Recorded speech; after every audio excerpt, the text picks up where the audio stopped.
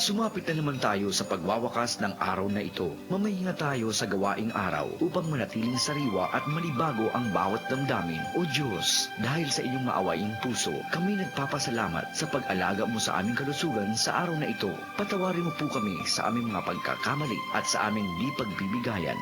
Buksan mo po ang aming puso para sa kapatawaran at pagmamahalan. Alisin mo po ang bigat na dala ng mga problema at bigyan mo po ng kaligayahan ang mga namimighati. Ipinapanalangin namin ang kaligtasan ng mga naglalakbay, ng mga nagtatanod sa kalusugan, kaligtasan ng bansa at ang mga mabibigat na tungkulin. Ipagpatuloy po ninyo ang paglaan ng grasya sa amin at panatilihin po ang pagkakaisa ng aming lipunan bilang magkakapatid. Amen.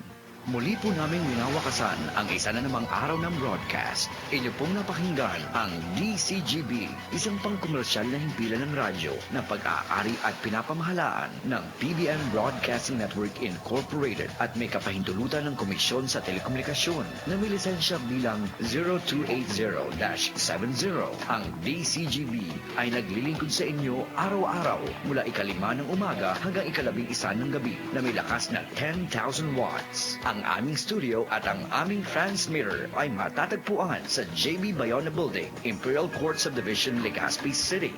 Ang himpilang ito ay pinangangasiwaan at isinasaayos ng mga kawaning lisensyado ng National Telecommunication Commission. Ronald Baldo, license number 2K-1PV-24949. Ramir Tanay, license number 93-1PV-6853. Manuel Tutanyes, license number 93-1PV-8310. Arcadio Napolis Jr., license number 96-1PV-18168. Mga kababayan, ang pambansang awit ng Pilipinas.